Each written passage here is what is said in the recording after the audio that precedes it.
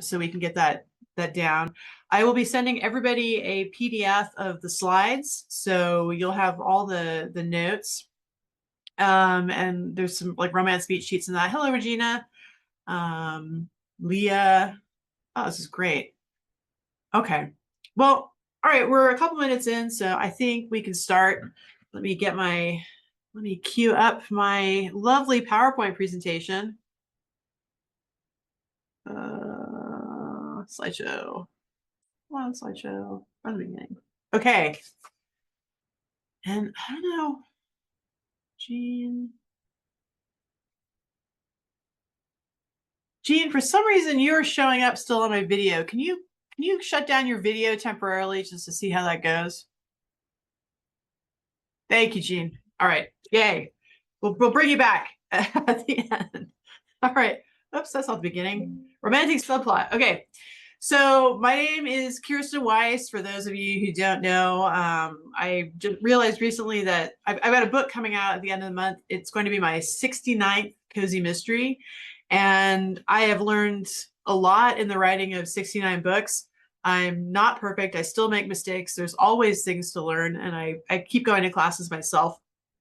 But one of the hardest things for me to do was to figure out romance and cozy, because I really was never much of a romance novel reader, although I enjoy romance and stories. And I didn't understand how to work it into the cozy. Fortunately, I had good editors, and my sister Alice is a romance writer, so she has been able to give me some good tips. So this is kind of a what I've learned, and hopefully some of these things will resonate with you and will give you some actionable ideas to follow up on. So just so we're all on the same page, I had this slide in my last masterclass, just really briefly. What is a cozy mystery?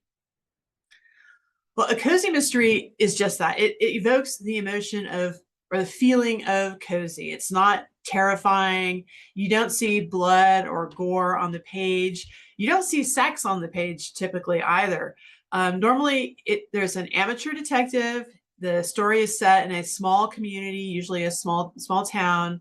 And the criminal is always brought to justice at the end of the story. It's not left hanging out there. And common tropes is you'll frequently see pets. They're really big in cozy mysteries. You'll often see covers with cats on them, and those cats sell books, let me tell you. So the pet friend, if you're writing funny cozy like I do, small town shenanigans, quirky characters, the romance with a cop is a common trope, which I am trying to move away from. I've done it, but it's just so done to death. I'm kind of sick of it. And also, a lot of the cops I know aren't the most emotionally stable people, because they're emotionally stable, but they've seen a lot of hard things. So they make tough heroes. Let me tell you, especially if you're writing cozy and you're in a relationship with them long term.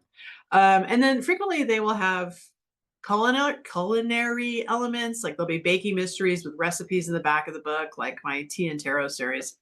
So that is the cozy. And that was my intro.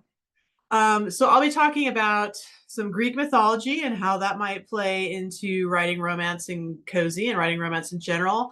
I'll be using Wit's End as a sort of case study for a slow burn cozy romance. And then I'll be talking about moving from general to specific, how to work romance into the cozy so it feels realistic.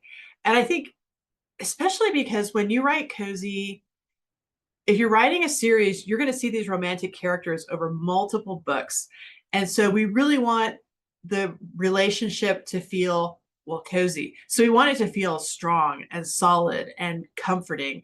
And that means trying to write a realistic as possible, good, strong relationship, but also keeping it fun, which can be a challenge if you don't know what you're doing, which I didn't for a long time.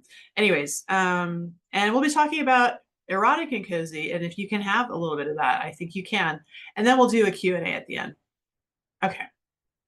So I've been looking at love and writing romance through the lens of Greek language and Greek myth, and specifically the myth of Psyche and Eros.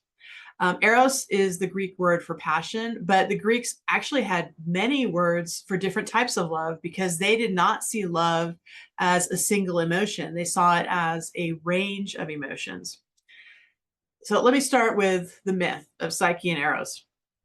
And this is going to be a very, very bare bones telling. If you get the extended version of Psyche and Eros, you can go really deep into the psychology of what things means. But for time purposes, I'm just going to pare it down. Psyche was so beautiful that people began abandoning the temples of Aphrodite, the goddess of love and beauty, to go worship at Psyche's feet. And Aphrodite did not like this. She sent her son Eros to Earth to make Psyche fall in love with the stupidest, most ridiculous, ugliest creature he could find. But plot twist, when Eros laid eyes on Psyche, he fell in love with her. He whisks her off to his magical castle. She in turn falls in love with him and they marry. But there are two problems. The first problem is he's invisible. And the second problem is he hasn't told her that he's Eros because he can't. And she keeps asking him, why can't I see you? I really want to see you. We're married. I should be able to see you. What if you're a monster? How do I know you're not some horrible creature? And he keeps telling her, you have to trust me. You just can't see me. If you did see me, the gods would part us. And if I was a monster, well, monsters can't be that bad, right? This satisfies her temporarily, but it just keeps gnawing at her that she can't see her husband, and her doubt and her self-doubt grows until one night she sneaks out of their bedroom, takes an oil lamp, brings it back, and sees that the man in her bed has wings and is Eros, the god of passion. Some of the oil drips from her lamp onto him, and he is burned. This wakes him up. He leaps up with a roar of anguish and despair, and he flies out the window because love cannot exist without trust. Psyche is devastated, and she's also very ashamed as well for what she did because she didn't trust him. And so she goes on this epic quest to find her lost love. First, she goes to the temple of the goddess Demeter, and Demeter tells her, I'm sorry, but I cannot cross Aphrodite. I can't help you. Then she goes to the goddess Hera, queen of the gods, and Hera says the same thing. Finally, she realizes there's only one goddess who can help me, and that is my mother-in-law. So she goes to the temple of Aphrodite. Now, at this point, Aphrodite knows that Psyche has married her son. So if she was angry before, she is livid now. And she tells Psyche, okay, yeah, I'll help you, but I've got a few things I'd like you to do for me first. And she sets Psyche 3 completely impossible tasks. There's no way Psyche can succeed at this. But with the help of the gods and some mythological creatures, she does succeed at these 3 tasks. Now Aphrodite is not playing. She wants Psyche dead. So she tells her, I've got one more thing you need to do for me. Take this box to the underworld, find Queen Persephone, siphon off a little bit of her beauty, put it in the box, and bring it back to me. Now, the only way Psyche can figure on getting to the underworld is through death. So she climbs to the top of the tallest tower she can find, and she prepares to throw herself off.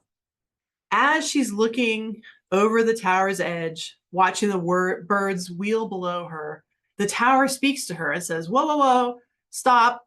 You don't have to do this. I know another way you can get to the underworld.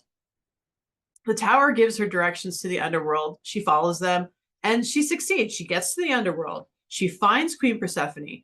Persephone is actually flattered that Aphrodite, the goddess of love and beauty herself, wants a little bit of Persephone's beauty, and she siphons off some of her beauty, puts it in the box, and gives it to Psyche.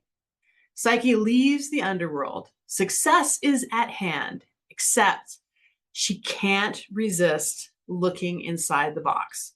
She opens it up, looks inside, and sees nothing. The box is empty. Psyche falls down as if dead. Eros, meanwhile, has figured out what his mother has been up to, and he's looking for Psyche. He finds her, looking like she's dead, awakens her with a kiss, flies her off to Mount Olympus, and asks Zeus to give her immortality, which Zeus does. And the two lovers live happily ever after. Now, as I mentioned, eros is just one of the words for love, for the passionate form of love. There are many others.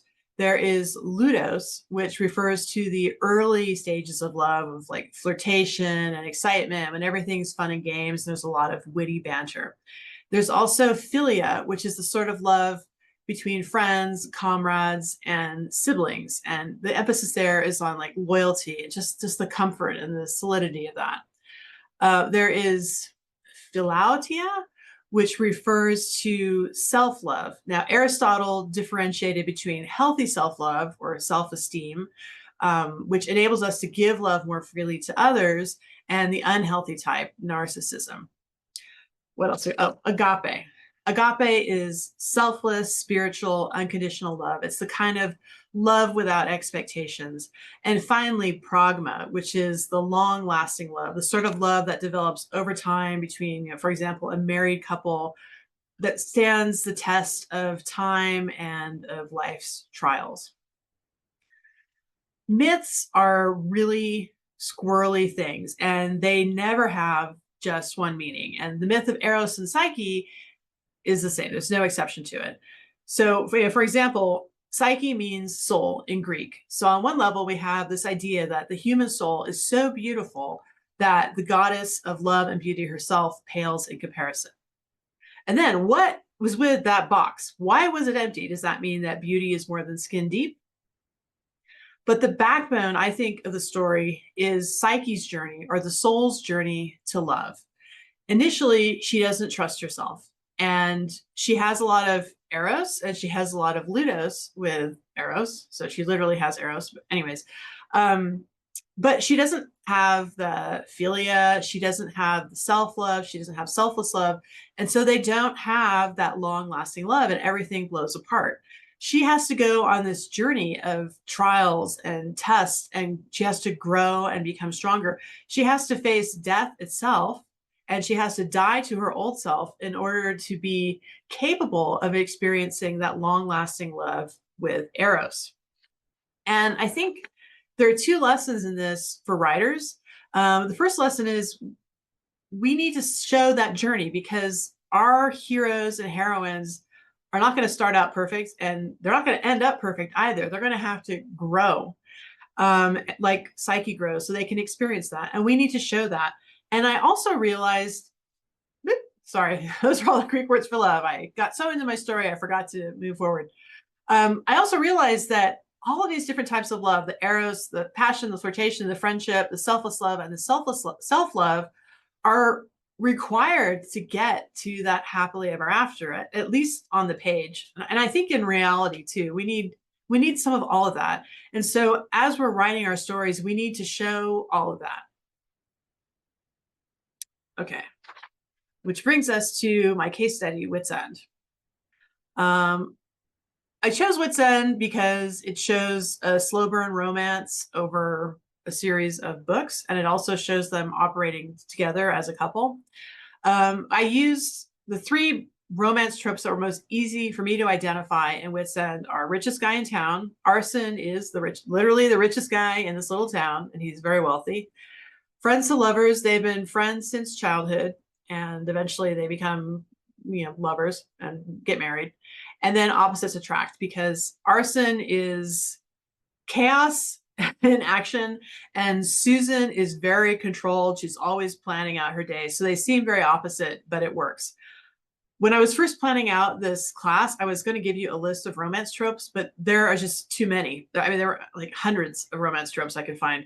So my advice to you is, when you're starting to plot out your book, as a brainstorming exercise, Google romance tropes, look at the list, and pick out the ones that you like and you want to put in the book. And it can really help you develop your plot, or at least your romantic plot.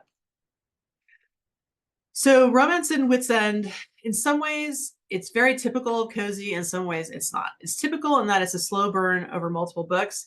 It's atypical in that most cozy writers seem to be much smarter than me, and they hold off the first kiss until like 7 or 8 or even 10 books in. So they really draw out the whole will they, won't they, because I mean, let's face it, there's a lot of fun and exciting sexual tension in the will they, won't they. But because Susan and Arson were childhood friends, and because I'm an impatient person, I got them to the first kiss at the end of book 2. So book 1, we just introduce the 2 characters and have a fun murder mystery and they're friends. Book 2, she starts realizing, wait a minute, I actually am thinking of him as more than a friend, and we get to the first kiss. In book 3, Close Encounters, they're operating as a couple dating. At the end of book 4, they get engaged, which again is super speedy for cozy. And then they get married in book 7. In book 8, Revenge of the ZD, well, I want to bring that up because this is kind of an aside. A mistake I made, and which a lot of beginning romance writers make, is they hear story is conflict. And that's true. Story is conflict, and love stories are also conflict too. But what beginning writers, and I include myself in this, frequently will do is they'll have the couple constantly fighting. And that's not going to get you to pragma. That's not going to get you to the happily ever after. Not realistically, not real fights. That's the sign of, and couples do fight, but not constantly. So when you're thinking about conflict within a romance, think about the 2 characters might have opposing goals, or they just have personality quirks, the whole opposites attract sort of thing that make them that cause a little bit of tension. Not fighting, but tension. And an example of that is in Revenge of the ZD, they're married, they're on their honeymoon in Sicily, and there are these road signs, there are circles with lines through them, which basically warn you, do not go down this street because this is a private neighborhood. And Arson, being chaos, is constantly driving down these streets that he's not supposed to be going down. And Susan, who's all about following the rules, is getting tense about it, but she's trying not to be, because she knows her husband is her husband, and she doesn't want to be, miscontrolling all the time. And she's like, well, he's an adult. He will pay the ticket if we get them, but it's still just really bugging her. So there's that conflict. They're not fighting about it. She realizes it's kind of an issue on her part, and she knows who she's married. And of course, at the end, he gets a ton of parking tickets, and it's funny. But if you're wondering how do you keep that tension going after they've hooked up as a couple, some good examples are the Heart to Heart TV show. It's hokey in a lot of ways, but they do such a great job of showing a couple having fun with each other. Tommy and Tuppence series and Agatha Christie, we start out with them as, again, they're old childhood friends. They become a couple at the end of book 1, and they get married, and then by the 5th book, they're in their 60s, and they're a happily married couple, and they're still doing their thing. Carolyn Hart's Death on Demand, the couple comes together and they're married, and it's also a good example of couples on the page instead of the happily ever after fading into the sunset. And I think Carolyn Haynes' Sarah Booth Mysteries does a good job too. Okay, the setup. So before you start writing your mystery, there are some things you'll need to figure out about your hero and heroine. And the main thing is, why do these 2 characters absolutely need to be together? What makes them a great couple? Hey, Amy, could you, for some reason your video is showing up. Could you turn off your video temporarily? Oh, thank you. I think I'm going to be posting this class, and I just want to kind of keep the screen clean. Thank you. All right. So what makes them a great couple? And I think there are a few things. First, their key relationship values need to be aligned. And when I talk about values, I'm not talking about morals. I'm talking about what do they absolutely need to have in a relationship? For somebody who has, had past experience with somebody who was gaslighting them, for example, might absolutely need somebody who's just honest, that they can absolutely rely on and trust. So stuff like that. These things need to be aligned. They need to know how to act as partners, or they need to learn how to act as partners over the course of the series. Because again, these people aren't going to start out perfect, and they may not start out as the perfect couple, but they need to grow. There needs to be honesty, and I added eventually, because if you're writing a murder mystery, frequently, especially if the the love interest is a suspect, they're going to be keeping things back, not necessarily lying, but not telling them all the truth. And that's okay. There are times when you don't need to tell somebody you've met everything about yourself. So that's totally cool. But eventually these things are going to have to come out, and they need to be, the relationship needs to be an honest one. They need to be able to show vulnerability to each other. Again, eventually that won't happen on day one. And we need to see some sort of chemistry between these two characters, which I'll talk about how to show that later. So for example, when I was figuring out why Arson wanted to be with Susan, I came up with this. He sees his past and his future in her. I see the man, he sees the man he wants to be. And I actually turned that into dialogue in War of the Squirrels. So when you look at me, I see the past and the future. I see the man I want to be. I see everything that's good about Doyle in our lives, and I want to hold on to that. So she's kind of an anchor for him. Also, you need to think about how will your lovers grow? Because again, we're not starting out with perfect characters. Nobody likes perfect characters. We like flawed characters because everybody's got a flaw. And a good place to start is thinking about what are the lies they tell themselves. So what is their emotional wound? I can highly recommend a book called The Emotional Wound Thesaurus. You can get the ebook version of that for, I think, less than $5. And it goes through all these different emotional wounds people might have had during childhood or even adulthood, and the impact it would have on their behavior and how they see the world, what lies they tell themselves about the world.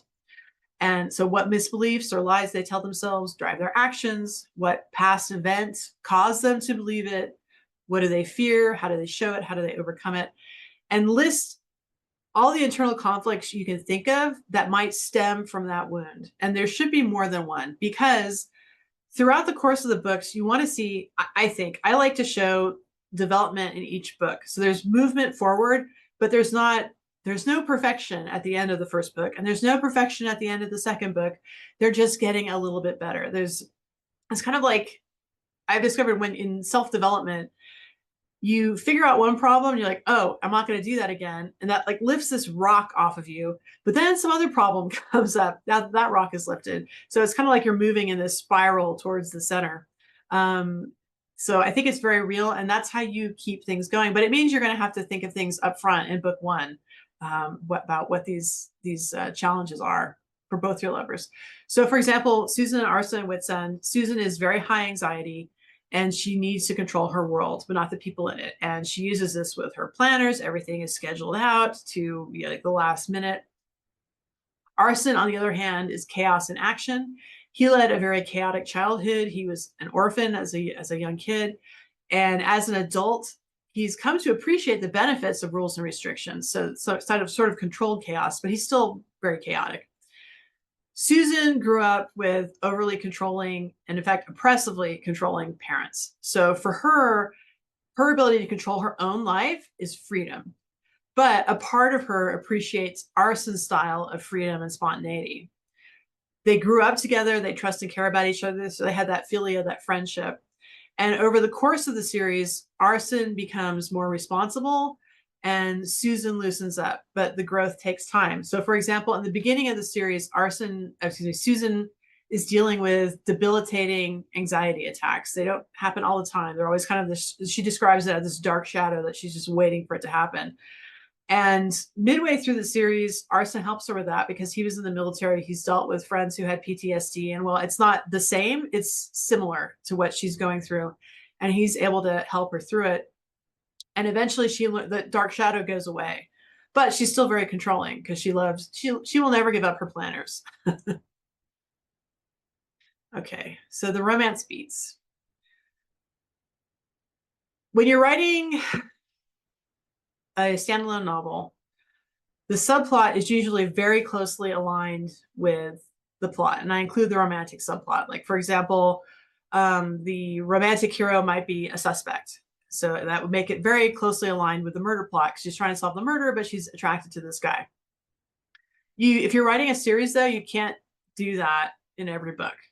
But the subplots and the romantic subplots do somehow need to be connected to the main murder plot. So the romantic interest can help her solve the crime. They could be acting as partners, which can be a lot of fun. Or he could be a hindrance. He can, for example, if her romantic interest is a cop, the cop is not going to want an amateur detective interfering in his case. Also, or the lessons she's learning as she grows within the relationship, becoming a better person and a stronger person, might parallel the lessons she needs to learn to solve the murder. So those are two ways you can connect the subplot to the plot without making the hero a suspect again and again and again. So in a standalone cozy, these are typical romance beats. I took out a few of the romance beats that you would see in a romance novel because you just don't have the time. Your cozy mystery, the most important part or the main plot is the mystery. That is most of the writing in the novel is going to be devoted to solving the mystery. So these points in a cozy mystery are kind of woven through it. Meet cute is where you introduce your hero and heroine. The term meet cute comes from screenwriting, particularly rom-coms. Usually when the hero and the heroine meet, they're in a funny, memorable way. So if you're writing funny cozy, funny, memorable. If you're not writing funny cozy, just memorable will do, but it has to be memorable. For example, a fender bender, or she spills wine on him, or something like that. Soon thereafter, in the very beginning of the book, your sleuth, your heroine or hero, if you're writing a man, should voice his argument against falling in love. And usually that's like a internal monologue, something he says in his head, like there's no way that this is going to happen. I can't be in a relationship right now for whatever reason. But the hero is kind of cute. So there's this inkling of desire where you begin attacking your sleuth's false belief against falling in love, or why maybe that's not true. Maybe they can fall in love. And then after that, we see deepening of desire, which is usually in a cozy, shown by some sort of appreciation of the other, by which I means that your amateur detective will find things about the other person that they appreciate, that they like. They notice that the hero is kind to an old woman, or paid for somebody a firefighter's coffee who we didn't know, or has a three-legged dog, something that makes her think, well, he's actually kind of okay. And then we get to the middle of the book, which is where she thinks, maybe I can fall in love. Maybe it's okay for me to do this. And they start to grow closer. Secrets are revealed. And usually these are secrets not relating to the murder. They're secrets relating to the emotional wound that the characters have. For example, in Legacy of the Witch, which is a standalone cozy witch mystery, the hero reveals after the midpoint that his ex-wife was basically had a cluster B personality disorder. So by which she kind of intuits that he's not too eager to get into another relationship, and if he did get into another relationship, he'd really want something stable and solid. But as they're getting closer, they're being driven apart. There is some doubt. And in a murder mystery, that doubt can be connected to, of course, the murder. Is he a suspect? In a standalone, making the guy a suspect is, I think, the easiest way to introduce a romantic hero and have them bouncing off each other. And then there's the shields up moment. So whatever the heroine or your detective argued in her no way beat, that the very beginning, there's no way I can fall in love, seems to come true. It seems to validate that. And then something else happens and all hope is lost. There's no way they're getting together. It's not going to happen. But after that, there's what somebody calls the Q factor. I'm sorry, I can't remember the name of this guy. He's famous for his pulp fiction and how-tos on how to write pulp fiction, where the heroine gets a jolt of romantic courage. She recognizes her own BS and she decides to choose love over fear. Now, she hasn't got together with a guy yet necessarily. I mean, she could, but it's kind of, again, more internal monologue, a little more subtle than that. And then usually as we're coming to the grand finale, the hero makes some sacrifice for the heroine, or vice versa. This could be where the heroine is confronting the villain and the hero shows up and makes a sacrifice, or again, vice versa. And then we have our first kiss or declaration of love at the very end. So this is a very typical thing. You can move these around. You could make the first kiss up here after the midpoint or around the midpoint. But again, this is a slow burn and cozy. Now, if you're writing a cozy series, you slow this down even more. So this is just an example. The first book might just be the meet cute, introducing the characters. Second book could be the meet cute and then no way. Because if she's thinking no way, you know that she's actually thinking, part of her is thinking, huh, way, and she's arguing herself out of it. And then the third book, get a little deeper. Fourth book, you might just have the meet cute, deepening of desire. Maybe I can fall in love, and on and on and on. So you're stretching things. But how do we show these beats? Well, we show our feelings through the way we communicate. So when a couple first meets, their communication will be very surface level, very shallow. There'll be banter. There might be in the Ludos, you're excited, you think he's cute, but it's just banter. Or they might not have any of that feeling at all, and it might just be banter because she's witty and he's witty too. The body language between the two will become more open as a relationship progresses. So when you're writing, when they first meet, you look at the body language. Is it super open? It probably should not be. It should probably be more closed. And then as the book progresses, as they get to know each other, it becomes more open. Later in the story or in the series, as the secrets are shared and deeper understandings are reached, they'll grow closer. So I find it useful when I'm plotting my mystery novel, if it's a first book or if it's a standalone, to just think about what secrets will the hero and heroine reveal to each other. And again, it has to do with their wounds and fears. And then I'll write down 3 moments in the book that I'm writing that have opportunities for banter. And there could be a lot more, but just to get me started.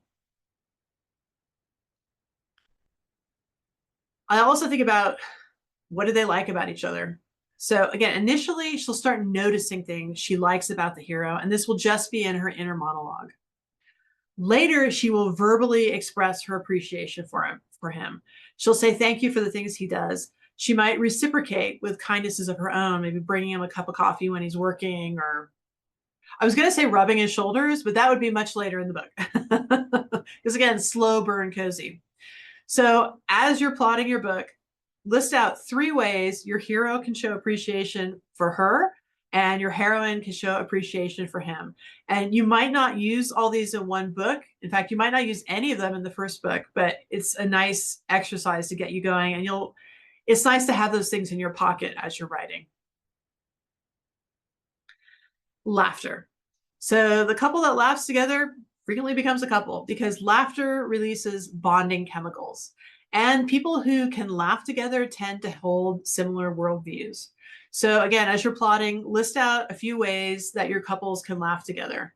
And again, you might want to spread this out, slow burn. Maybe they only laugh about something at the end of book 1, and that's the hint for the reader that, there's more going on here between these 2 characters.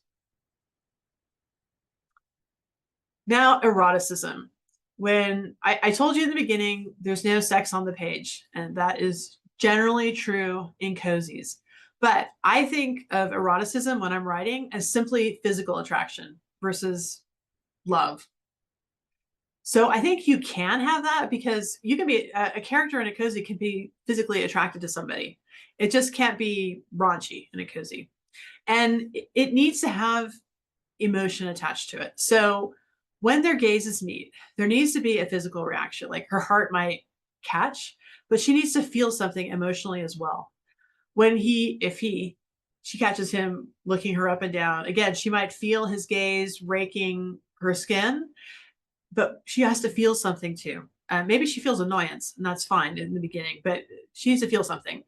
Touching, when he touches her hand, that electric shock she feels, not literally electric shock, but that tingle of electricity she feels when he touches her hand needs to be attached to an emotion as well. And then you might touch her arm, you might touch her shoulder, you might touch her waist. This is an order of escalation because this is a slow burn. You might touch her waist as he's hurling himself at her to push her out of the way of a speeding car, that sort of thing, because it's cozy. And then finally, the kiss. Again, it has to be a physical and emotional reaction to make it erotic and cozy. And you can have these, again, that the gazes meet, that could be the meet cute right there. So you can have these anywhere in the book. You just have to paste them. Okay, here are my final tips and takeaways. Romantic subplot must connect to the plot. Don't make the mistakes I did, which again, fortunately, my editors talked me out of relying on fighting or arguing for romantic conflict. If you look at the those old movies from the 20s, they weren't called rom-coms. Shoot, I'm missing the name for now. Anyways, these old 1920s movies with like Clark Gable and stuff, they're not fighting, they're bantering. And there's a difference between banter and arguments. And if you were bantering, good. Fighting, bad. Do understand your character's wounds, the lies they tell themselves, and how they will complement each other's growth. So if your character has a certain wound, your hero has a certain wound, the heroine needs to be able to like understand and sympathize with it and be able to help him deal with it, and vice versa. And understand why these two characters are meant to be together. So my homework for you is find a cozy mystery that you love and deconstruct it. Figure out what romantic beats are hit in book one, and how is she showing it? Is he looking her up and down? Do their gazes meet? What happens? Does he touch her at any times? And how does she feel? And what are the circumstances? And figure out how your favorite author did it. You can learn a lot from this. And also, if you are currently writing a book, list 5 moments your characters will show interest in each other and how they'll do it through appreciation, communication, laughter, and touch. Okay. Oh, and follow me on YouTube. I have to get that up. Okay, so let's get to. We'll stop sharing. Have I stopped sharing? All right, everybody, I will invite you all. You guys can unmute yourselves if you'd like, and bring you all back in. It's gonna ask all to unmute, and you can turn your videos on if you like as well. And so I can see you. Do gallery. Right now, I can just see Jean and me. I can't see anybody else, which if nobody else wants to be seen, that's fine. I don't know what you guys are seeing. Okay, now I'm seeing more people. I see Kat. I feel like when I was a kid, there was this kids show called Romper Room. It's like, oh, I see Mark, I see Jane, I see Joe. I don't know if any of you remember that show. I do. Okay. I do. I'm not seeing anybody but you, Kirsten. Okay. All right. Well, so Alice had a question, which is, are the beats the same, just doubled if you have a love triangle? Are there love triangles in cozies? That is an excellent question. There are love triangles in cozies. I would say, so Barbara Michaels was a wonderful writer. She was really big in the 1980s. She wrote supernatural suspense as Barbara Michaels, and she wrote cozy mysteries as Elizabeth Peters. And in some of her supernatural, at least one of her supernatural suspense novels, she had 5 guys as potential love interests. And part of the mystery was, who is she going to end up with at the end? So it was very, very subtle.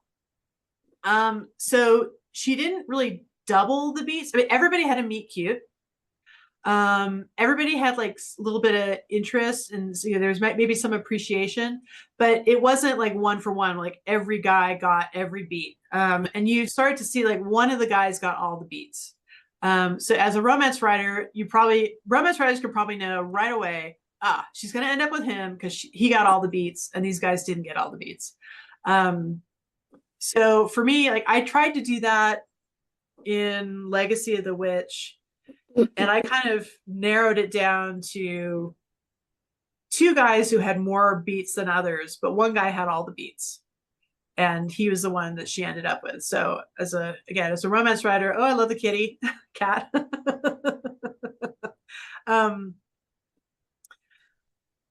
So I don't know, Alice, does that answer your question? I think you can play with it. I think you can do it,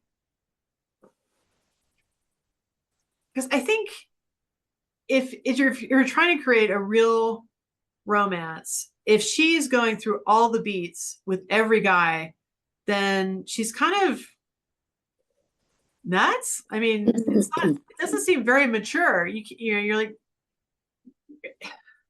does it? It just doesn't seem very mature. And I think, yeah. So I think there's a point where the beats would be developing more with one person.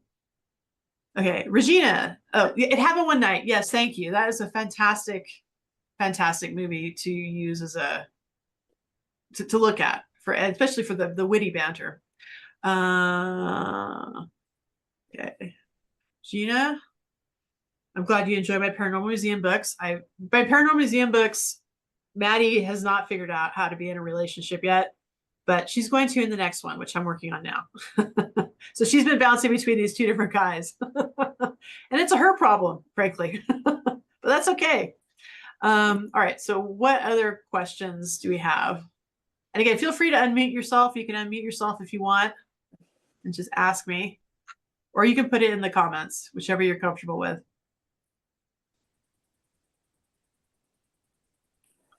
No questions? No comments?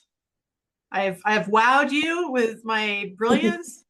Okay, is there anything I went too quickly over that you just didn't quite get or didn't understand? Or okay, Alice, can you unmute yourself? Because I have a romance writer here who writes excellent romance. She's my sister, Alice Weiss, but she writes under Allison Charles. Are you there, Alice? I am here. Okay, for some reason I can't see you. I don't know why. Oh, I don't have video. I could do that, I guess. Oh, okay. Oh, all right. I see there you are. Your Hobbit house. Okay, so Alice, so what differences do you see between what I have been talking about cozy mystery and what you do with your romance novels? You have a lot of the beats, and again, the emotional wound is really big in romance, where they're each supposed to fill a gap for the other. Sometimes I think we go a little too much overboard on that in romance, where we have almost unrealistic, like everyone's so damaged, and the only saving grace could be this one other person, where that seems a little unrealistic to me. But I think you hit all the beats. When I asked a question about the love triangle, is because I'm starting a mystery, and I have two guys for the heroine, I guess, but I just don't know how slow I have to go, because you make sense about I can't have her hitting all the beats and falling in love with two guys, because that would be wrong. So I guess maybe if I just really slow it down, because I want to have so she's not really showing interest necessarily, like a romantic interest as yet, but just there's like, what was that first banter love that you were talking about? Yeah, have that going on for several books before I have her settle down. I'm not sure. Yeah, I mean, you could have banter and appreciation for certain, for both of them. You could think, because she can realize that guy has good qualities and not fall in love with him. We all, I know a lot of people with good qualities I am not interested in.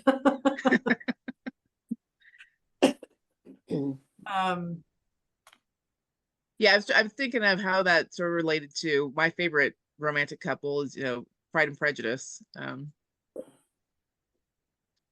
And I think the plot points fell in line with that pretty well for Darcy and Elizabeth. Yeah, I think she doesn't really start to appreciate him until the end of the book, when she discovers all the nice things he's been doing for her, and then she sees that house and she really appreciates him. Halfway through the book, when she reads his letter, yes. I like that bit of realism, because that helps.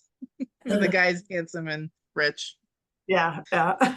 So there's the trope, the richest guy in town. Opposites attract.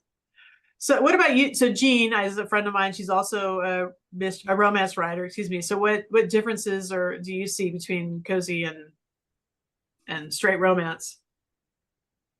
Well, I'm just starting to dabble with cozy.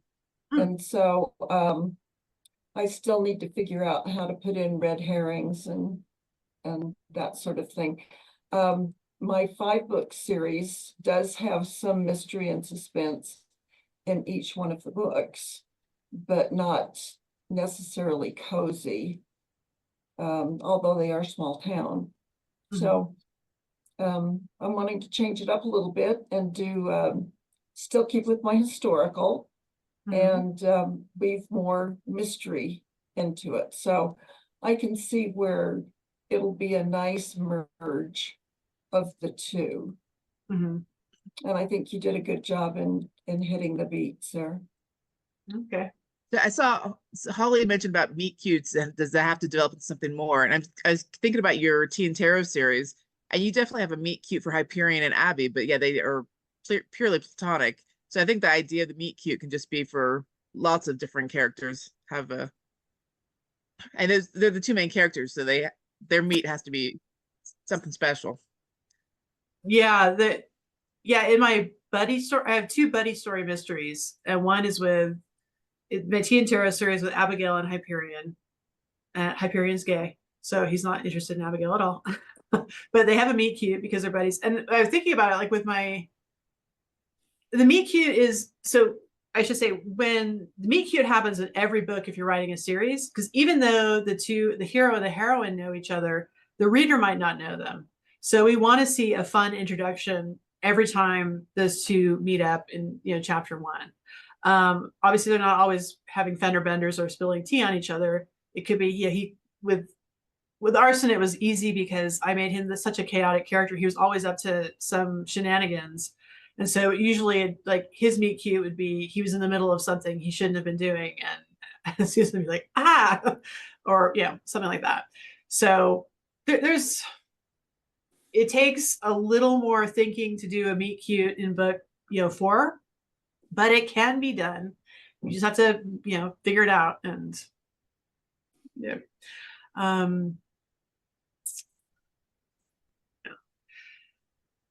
and so what other questions? And you don't have to have any other questions or comments.